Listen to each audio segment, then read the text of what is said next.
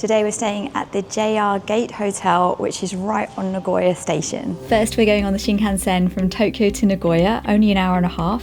Then I'll show you the hotel room, the stunning view, which is like staying in an observation deck with a view of the trains. Then at the end we'll try some local Nagoya specialities, plus coffee jelly at the amazing breakfast buffet. Thank you to JR Central for providing my stay at this hotel. They're not paying me to make this video and they didn't tell me to tell you anything in particular. Going on the Shinkansen never gets old. It's amazing every time.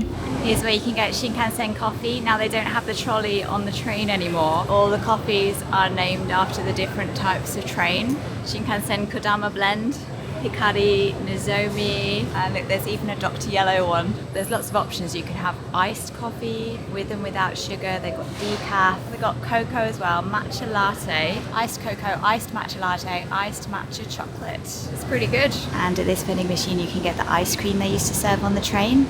There's vanilla, strawberry, Belgian chocolate, and muscat grape. I wish I'd tried one now, but there wasn't long until my train, and the Shinkansen's always on time.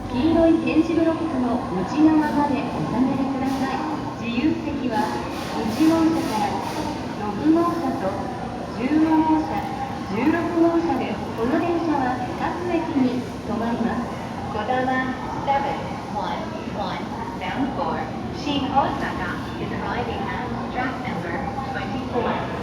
So we're in seat 16D and E. It tells you here where to queue up for each seat.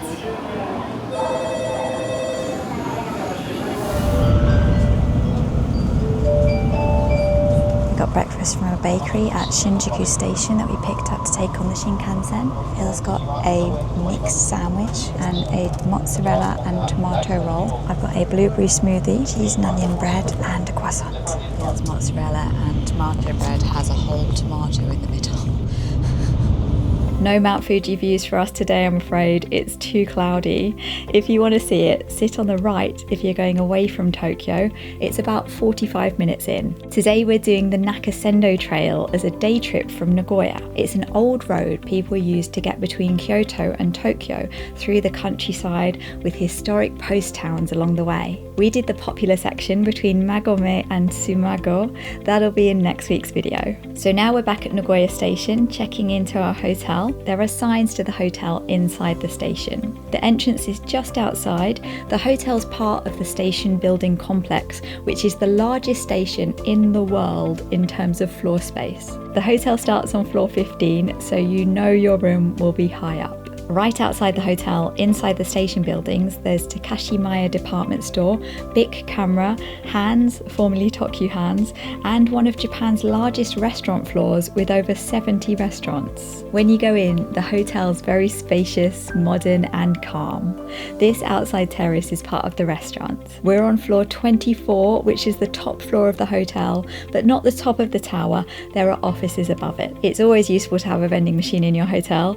This one has beers, chu-hais, that's shochu and soda, soft drinks and coffee, and there's ice. So let's check out the room. The room's comfortable and a good size with a calm ambiance, but really the best thing about it is the view. Wow, you can see so much. The whole of Nagoya is like being in an observation deck, and best of all, you can see the trains down there. I love that. Look at all the tracks at Nagoya Station, all the glittering lights. I love this view during the day and the night. And you're so high up, there's no noise from the station. I think the bathroom's pretty stylish and it's quite spacious for Japan.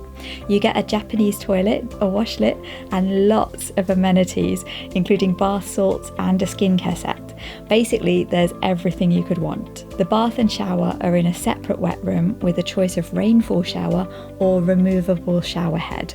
It's extremely clean and everything was in perfect condition. I like this seat by the window so I could sit and watch the trains. That kept me entertained for ages. You get green tea and a coffee machine and water's provided. There's a fridge for drinks and, importantly, konbini snacks and an ice bucket. There's space to hang your clothes, which you don't always get in Japanese hotels.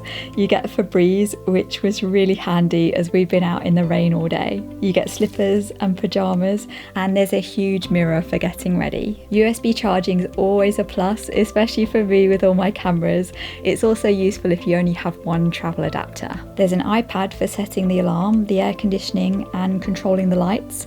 There's various settings like mood and relaxation and a footlight for nighttime. Let's put the mood lighting on. I enjoyed staying here. It's really comfortable, you get a lot of amenities, it's handy being right on the station, and the view's amazing. If you want a fancier hotel, I also have a review of the Nagoya Marriott Associa Hotel, which is also part of the station buildings. This location's perfect if you're taking the train early the next day, or if you're going on day trips like the Ghibli Park or the Nakasendo Trail. Nagoya's downtown area is called Sakai, which is a couple of stops on the metro, but there are plenty of restaurants and shops nearby and inside the station. And wait till I show you the breakfast buffet. We popped out to get a smoothie from 7-Eleven, perfect if you want something healthy.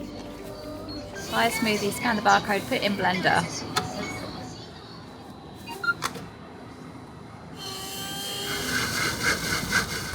Ready? That looks really thick. Ohayo gozaimasu. Now it's time for breakfast. It's actually a really good selection for breakfast. They've got some Western items, traditional Japanese items, and a lot of choice. If you want chocolate brownie for breakfast, you can have it. Some fruit, coffee jelly, and there's a lot of sauces. Mango sauce, that sounds nice. There's a couple of cereals, a smoothie, hot drinks here, cooked English style breakfast.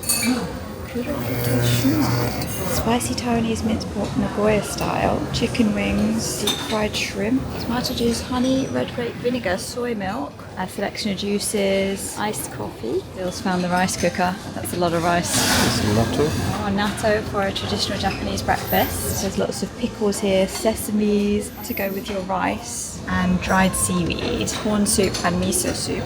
You having some of that, Phil? Yeah. Here's your cold deli items, smoked salmon with salads. There's like chicken salad. This is really good. There's so many toppings for your salad here, and salad dressings, tamago and mackerel. That's also traditional Japanese. There's some bakery items here, croissants. That's always my favourite breakfast. Have sprinkles, to go with waffles and pancakes. And here's your traditional Nagoya ogura and cream cheese sandwich. Over here we've got some eel, hitsumabushi, wasabi for breakfast, all the toppings, and kishimen, they're flat noodles. That's the Nagoya speciality. Here's Phil's breakfast, rice, miso soup. You've gone for some fish and salad.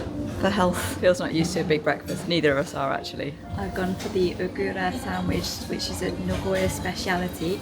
It's red bean paste and cream cheese. It said this one is limited to 1 per person, so this must be the most in-demand item. Japanese bread is so soft and fluffy, and they didn't skimp on the fillings. This has an almost lemony taste, I think, from the sourness of the cream cheese. It balances off the red bean paste.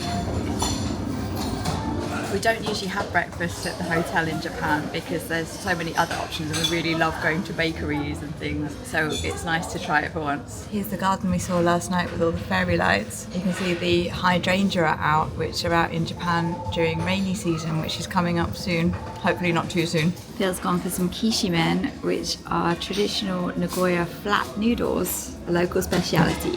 Wasabi, bit of ginger. I couldn't resist having a croissant, and I thought, while I'm here, I really should try some coffee jelly. Oh, this might be tricky.